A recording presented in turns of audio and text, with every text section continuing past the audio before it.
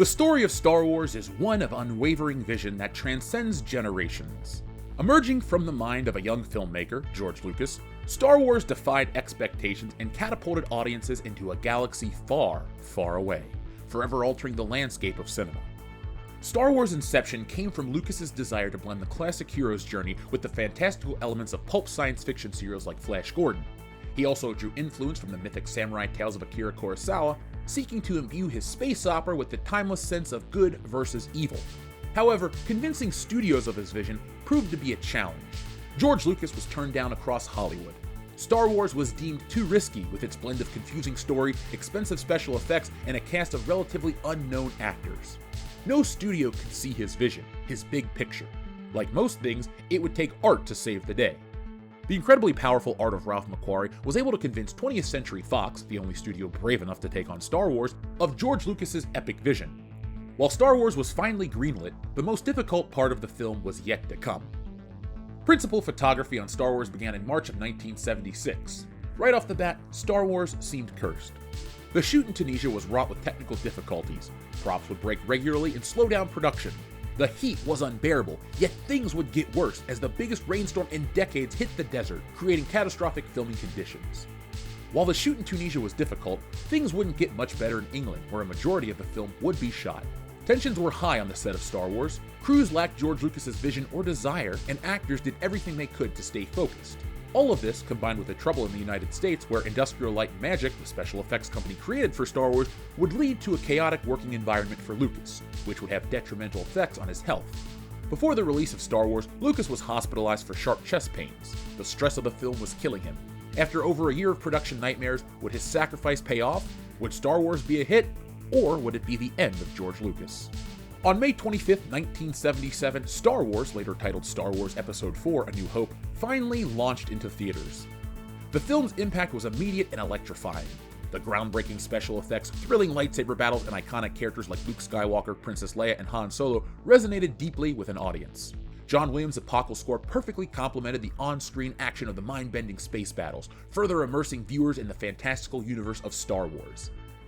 Star Wars wasn't just a movie, it was a cultural phenomenon. The film ignited a love of science fiction and furthered the contemporary interest in spiritualism of the 1970s. Lines snaked around theaters for weeks, fans donned homemade costumes, and Star Wars ingrained itself in popular culture. The hype for the film was so sudden that merchandise couldn't even be made for Christmas 1977, and by the following spring of 1978, toy store shelves were emptied of action figures, lightsabers, and Millennium Falcons. The success of A New Hope propelled the creation of its sequels, The Empire Strikes Back and Return of the Jedi. These films explored darker themes, delving into complexities of human nature. Darth Vader's chilling revelation as Luke's father in The Empire Strikes Back remains one of cinema's most iconic moments. The climactic lightsaber duel in Return of the Jedi left audiences breathless, concluding the Star Wars saga, seemingly closing the book on Star Wars forever. In the decade following Return of the Jedi, Star Wars seemed to disappear from the mainstream spotlight. Lucas had no concrete plans for future films, and Star Wars languished for the better part of the decade. The rise of home video in the 1980s proved a turning point. The release of the original trilogy on VHS provided a new way to experience Star Wars. A whole new generation discovered the franchise, immersing themselves in the stories and characters that had captivated a previous generation. The accessibility of VHS fueled a renewed passion for Star Wars, which laid the groundwork for the franchise's resurgence. By the mid-1990s, George Lucas felt the time was right to revisit his creation. With advancements in CGI, he decided to re-release the original trilogy in a special edition. The special edition featured groundbreaking visual enhancements, including updated special effects and the addition of entirely new scenes. Some of these changes, however, proved to be controversial among purists. Nevertheless, the Star Wars special editions released in 1997 to massive success, proving that the power of Star Wars remained undimmed. It reintroduced the magic of the franchise and paved the way for the new era of Star Wars stories for the 21st century. The success of the special edition not only reignited the Star Wars flame, but also provided the springboard for the prequel trilogy. And that's where this saga begins.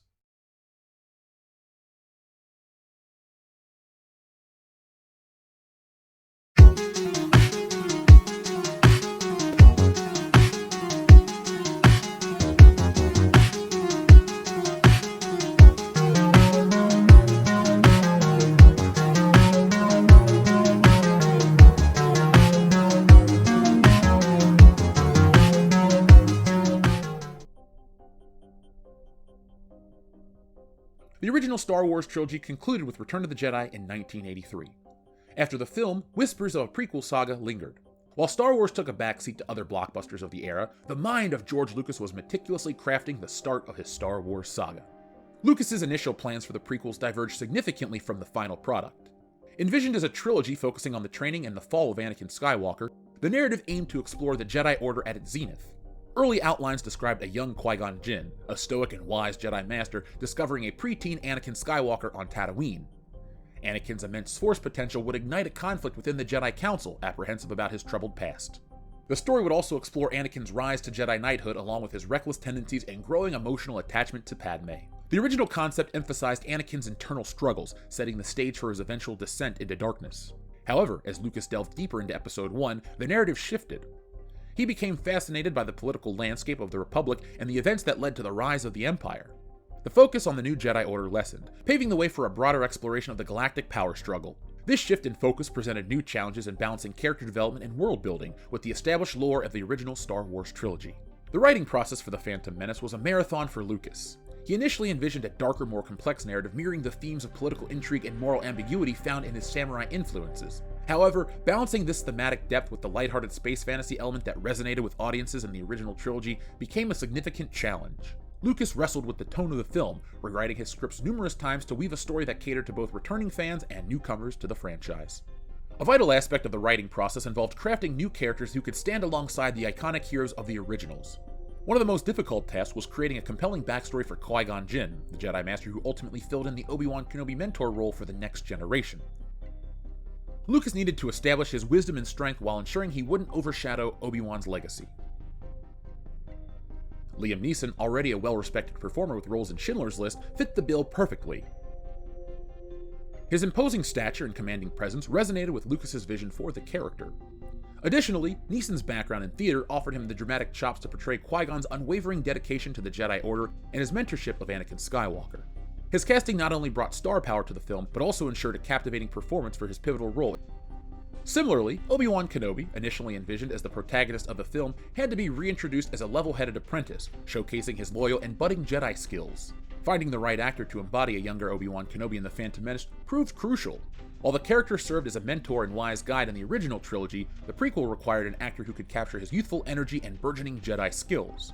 Ewan McGregor, then a rising star with acclaimed roles in Trainspotting and Shallow Graves, emerged from a competitive casting process. His charisma, work ethic, and ability to portray both Obi-Wan's loyalty and his developing confidence ultimately convinced Lucas he was the perfect choice to bring the iconic character to life for a new generation. The introduction of a younger Anakin Skywalker presented another challenge. Lucas needed to capture the essence of a preteen who inherently possesses immense force potential without resorting to precociousness. Portraying his innocence and inherent goodness while hinting at the darkness that would eventually consume him was a delicate balance. Extensive auditions were held, searching for a young performer with the raw talent to embody the character's vulnerability and untapped power. Jake Lloyd, a child actor with roles in films like Jingle All the Way, emerged as the frontrunner. His youthful energy and ability to portray both Anakin's innocence and occasional flashes of anger convinced Lucas he possessed the necessary range. While Lloyd's casting faced some initial scrutiny, his portrayal ultimately offered a glimpse into the character's formative years and the seeds of darkness that would eventually blossom. The Phantom Menace's supporting cast provided a rich tapestry of characters that both complemented and challenged the central heroes. Natalie Portman joined the cast as Padme Amidala, the strong-willed queen of Naboo who leads her people in a fight for independence. The legendary Terrence Stamp played Chancellor Valorum, the Republic's leader grappling with the escalating crisis. Ian McDiarmid reprised his role as Senator Palpatine, subtly hinting at his future role as the villainous Emperor. Ahmed Best played Jar Jar Binks, the clumsy Gungan outcast, a character who would become a lightning rod of controversy. Rounding out the supporting cast were veteran actors like Pernilla August, who played Shmi Skywalker, and the BMF himself Samuel L. Jackson as the stern Jedi Master, Mace Windu. Creating the visual world of The Phantom Menace presented a unique challenge. While the original Star Wars trilogy possessed a gritty aesthetic rooted in practical effects and miniature work, Lucas envisioned a more polished and visually stunning prequel universe. Rick McCallum, the film's producer, spearheaded the creation of a vibrant, technologically advanced galaxy. They faced the task of distinguishing the prequel era from the lived-in, war-torn settings of the original films. New ships, costumes, weapons, and planets all had to be created, all while fitting in with the previously established Star Wars universe. One of the Phantom Menace's most exciting prospects were the new worlds that could be realized thanks to the advancements in digital technology. 2 new planets, Coruscant and Naboo, were only possible thanks to the help of CGI. Coruscant, the Republic's capital, was envisioned as a gleaming metropolis teeming with life. something unseen in the original Star Wars trilogy. Coruscant featured towering cityscapes, bustling marketplaces, and futuristic skyscrapers that required a blend of practical sets, miniature models, and CGI. The Phantom Menace wouldn't have been possible without the groundbreaking advancements in CGI achieved by other films in the years leading up to it, including Jurassic Park and Terminator 2: Judgment Day. Both pushed the boundaries of CGI and laid the technical foundation and audience expectations for the extensive CGI used in The Phantom Menace. Though only partially enhanced by CGI, Naboo, the peaceful planet under siege, was designed to evoke a sense of idyllic beauty with rolling green fields, serene palaces, and a vibrant underwater city. The contrasting aesthetic aimed to establish Naboo as a beacon of beauty threatened by the encroaching darkness. Filming commenced in June of 1997. England served as the primary filming location for Star Wars Episode I, offering a controlled environment for the constructing of grand sets and intricate interior scenes. Leavesden Studio became the epicenter of production. Skilled artisans and designers meticulously crafted elaborate sets, like the opulent Theed Royal Palace. Unlike the later films of the prequel trilogy, The Phantom Menace features a blend of practical effects as well as a heavy reliance on CGI. Leavesden Studios was crucial for establishing the visual foundation of The Phantom Menace, allowing the production team to bring George Lucas's vision of the prequel era to life in stunning detail. Production then shifted to Tunisia for the Tatooine scenes. Filming in Tunisia for Star Wars Episode I presented a unique set of challenges. While the arid landscapes mirrored the aesthetics of Tatooine, the infrastructure and logistics were vastly different. The scorching Tunisian desert posed a significant obstacle for the cast and crew. Extreme heat and sandstorms frequently disrupted filming schedules, requiring extensive breaks and constant adjustments to protect actors, equipment, and elaborate sets. Much like the original Star Wars, filming in Tunisia was a nightmare. Furthermore, the relative lack of established film industry resources in Tunisia compared to Hollywood meant Lucasfilm had to build much of the necessary infrastructure themselves. This included securing reliable power sources, establishing efficient transportation for equipment and personnel, and hiring local crew members who may or may have not been accustomed to the demands of a large-scale Hollywood production. Principal photography for Star Wars Episode I, The Phantom Menace, took significantly longer compared to the original Star Wars. While the original film schedules were notoriously tight, often driven by the budget constraints and a focus on practical effects, The Phantom Menace benefited from the advancements in technology, a larger budget, and more time. Post-production for The Phantom Menace proved a monumental undertaking as well. While the principal photography wrapped in September of 1997, the real magic began in the following months. Industrial Light and Magic, Lucas's own visual effects company created for the first Star Wars film, faced a daunting task. Despite the challenges, the post-production process resulted in advancements in CGI technology. The creation of fully digital characters like Jar Jar Binks pushed the boundaries of what was possible. Motion capture technology, still in its early stages, allowed for more intricate movements and interactions between digital characters and their live-action counterparts. Like Jurassic Park and T2 before it, The Phantom Menace's visual effects paved the way for the future dominated by CGI big-budget films. The final element of Star Wars The Phantom Menace was the score. John Williams returned to score the film. Williams painstakingly reviewed the film, collaborating closely with director George Lucas to understand the emotional weight of each scene. He revisited the original Star Wars themes, subtly adapting them to reflect the prequel era's political climate and the youthful energy of characters like Anakin Skywalker. The standout piece of music from the film was the iconic Duel of the Fates. The song was a blend of tradition and experimentation. Williams envisioned a sound that captured the raw energy and tragedy of the lightsaber duel between Qui-Gon Jinn, Darth Maul, and Obi-Wan Kenobi. Instead of the triumphant brass often associated with Star Wars, Williams opted for a dark and frenetic soundscape. He layered soaring strings and pounding percussion to create a sense of urgency, mirroring the clashing lightsabers. The choral sections, influenced by a fragment of an ancient Welsh poem, added an operatic layer of grandeur, reflecting the momentous shift in the force's balance at stake in the duel. The recording sessions themselves were a spectacle, featuring a massive orchestra tackling Williams' complex compositions. New instruments and techniques were incorporated to create the otherworldly soundscape of Tatooine and Naboo, further immersing the audiences in the film's unique sonic palette. The recording sessions pushed the boundaries of orchestral music. The result was a timeless masterpiece that transcends background music, becoming a character itself through its powerful melodies and relentless energy. The anticipation for Star Wars Episode I: The Phantom Menace reached a fever pitch in the year leading up to its release. For over a decade, fans had dreamt of a return to the galaxy far, far away. George Lucas's announcement of a prequel trilogy had sent shockwaves of excitement through the fandom, igniting a wave of speculation and intrigue. The marketing for the film was meticulously crafted. A teaser trailer released in 1998 showcased a glimpse of the new characters, sparking a frenzy of fan theories and discussions. These glimpses, shrouded in mystery, only fueled the desire to see the full picture. The internet, still in its nascent stages when the original trilogy premiered, became the new breeding ground for fan communities. Online forums and message boards buzzed with discussions about potential storylines and the mysteries hinted at in the trailers. The online chatter fostered a sense of shared anticipation, allowing fans to collectively dissect and speculate about the upcoming film, a first for Star Wars. In anticipation of the Phantom Menace's release, a tidal wave of promotional tie-ins swept across the globe in 1999. Fast food chains became the epicenter of the Star Wars frenzy. Taco Bell transformed itself into Tatooine, offering themed cups featuring Darth Maul, Anakin Skywalker, and Qui-Gon Jinn, alongside a Defeat the Darkseid game where fans collected medallions for prizes. PepsiCo launched a massive campaign featuring limited edition Star Wars-themed cans, collectible Pepsi points for exclusive merchandise, and even a contest to win a trip to the film's premiere. The hype surrounding The Phantom Menace transcended generations, captivating not only the fans who had grown up with the original trilogy, but also introducing a whole new generation to the magic of Star Wars in the process. After being first mentioned publicly in a 1993 Vanity Fair article, The Phantom Menace was about to be released to millions of excited fans. Anticipation was at a fever pitch, but would the film live up to expectations?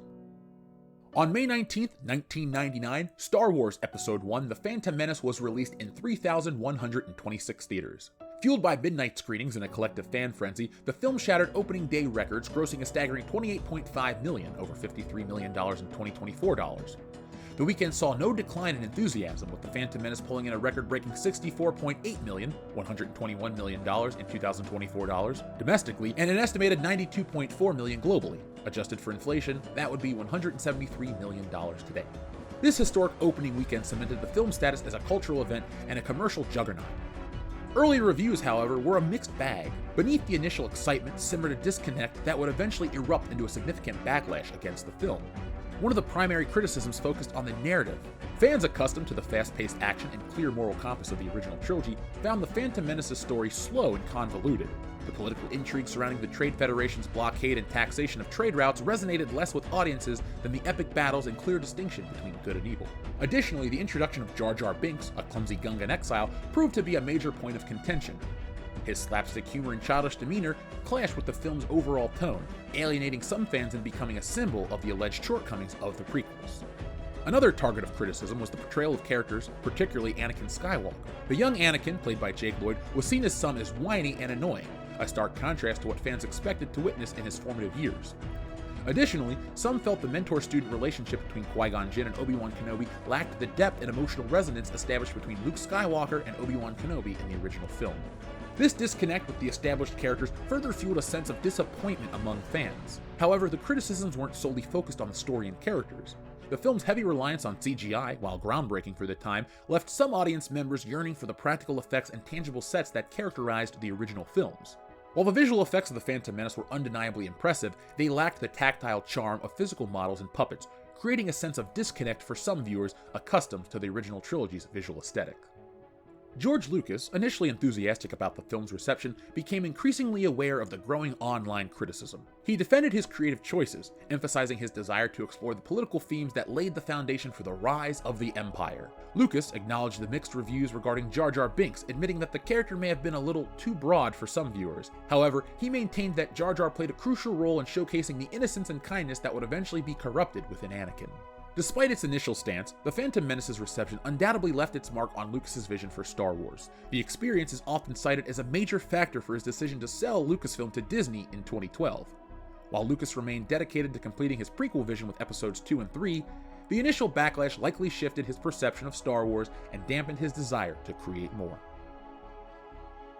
In the 3-year window between The Phantom Menace's release in 1999 and Attack of the Clones in 2002, the Star Wars universe experienced a surge in activity beyond the big screen.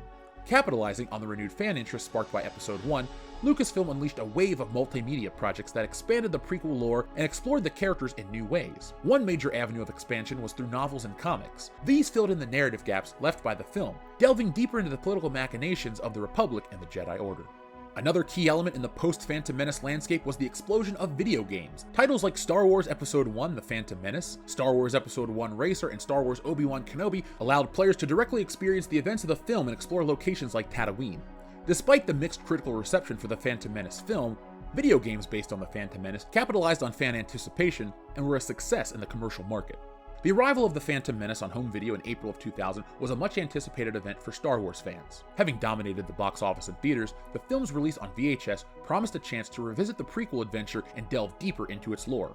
The DVD release in 2001 included a bonus disc featuring an extended version of the film, clocking in at roughly 3 minutes longer than its theatrical counterpart. This extended cut offered additional scenes which fleshed out the film. The extended cut, coupled with the behind-the-scenes featurettes and documentaries exploring the film's production process, would give fans an inside look at the creation of the film and give an explanation as to why The Phantom Menace was different from the other Star Wars films. The years following The Phantom Menace saw a continuation of the prequel narrative with Episode 2, Attack of the Clones, and Episode 3, Revenge of the Sith. Attack of the Clones introduced a blossoming romance between Anakin Skywalker and Padme Amidala while igniting the Clone Wars, a conflict orchestrated by Palpatine himself. Reviews remained mixed, with some praising the expanded lightsaber battles and others finding the plot convoluted. Revenge of the Sith delivered a darker tone, showcasing Anakin's final descent to the dark side and the rise of the Empire. While more commercially successful than Attack of the Clones, the film faced criticism for its reliance on CGI and the perceived weakening of Anakin's character arc. Beyond the theatrical release, the prequel era continued to flourish through multimedia projects. Animated series like Star Wars The Clone Wars offered a more nuanced portrayal of the conflict and character development for Anakin Skywalker and Obi-Wan Kenobi. Video games like Star Wars Knights of the Old Republic explored different time periods within the Star Wars universe, demonstrating the franchise's expansive potential. In 2012, George Lucas, perhaps influenced by the mixed fan reception and a desire to move on to other creative pursuits, made a surprising decision. He sold Lucasfilm, and with it, the Star Wars franchise. The Star Wars franchise would be changed forever, but that's a story for another time. The initial reception to Star Wars Episode 1, The Phantom Menace, may have been divisive, but the film's legacy has undergone a fascinating shift in recent years. This began with the 3D re-release in 2011, which offered a chance to revisit the film in a new format and potentially re-evaluate it. While the 3D conversion itself wasn't universally praised, the release renewed a discussion and a chance to appreciate the film on the big screen over a decade after its initial release. Fast forward to 2024, and the 25th anniversary theatrical release of The Phantom Menace saw a surprising level of success. While the film's initial box office dominance wouldn't be replicated, it still performed incredibly well, particularly considering its age. This can be attributed to a generation of kids who grew up with the prequels and are now experiencing a wave of nostalgia. For them, The Phantom Menace was their entry point into the Star Wars universe, filled with childhood memories of pod racing, excitement, and lightsaber battles. This nostalgic connection helped rekindle an appreciation for the film's fantastical elements. There's also new value being discovered in The Phantom Menace itself. Examined through a more critical lens, the film's exploration of political intrigue and the rise of the Empire can be seen as a more nuanced approach to storytelling compared to the straightforward good versus evil narrative of the original trilogy. This broader thematic scope resonated with some viewers who appreciated the film's attempt at political commentary within a space opera. However, it's important to acknowledge that the renewed interest and appreciation for The Phantom Menace might be partially fueled by the reception of the sequel films. While the sequel trilogy has some overly enthusiastic supporters, a significant portion of the Star Wars fanbase found it lacking in originality and emotional impact. In this context, some fans might view The Phantom Menace, with all its flaws, in a more favorable light simply by comparison. Ultimately, though, the legacy of The Phantom Menace remains complex. Whether it's pure nostalgia, a newfound appreciation for its themes, or a reaction against the sequels, The Phantom Menace has undeniably garnered a renewed interest and found a home with an entire generation of Star Wars fans. If you enjoyed this video, hit the thumbs up button, share the video if you wouldn't mind, and let people know about WCBs on all platforms. Stealing Solo asks the greatest what-if question of all time. What if a group of disgruntled Star Wars fans kidnap Harrison Ford and force him to remake Star Wars in their basement? That, and a whole lot more, is answered in Stealing Solo, a Captain's Parody. Stealing Solo has been called Laugh Out Loud Funny and the greatest Star Wars parody since Spaceballs, and it's available now for a limited time only. Go to stealingsolo.com, which is powered by Shopify, so you get the reward-winning safety and security, and get yourselves a copy today. Once we sell through this limited backstock, I'm going back to the drawing board to bring you the sequel, which parodies Luke Skywalker's fall from grace, and finally the closing chapter, which I can't wait to get to, Frankenfisher, the Bride of Solo. And yes, it's exactly what you think it is. So folks, the only way to get that is go to stealingsolo.com right now, get yourselves a copy, and enjoy the greatest Star Wars parody since Spaceballs.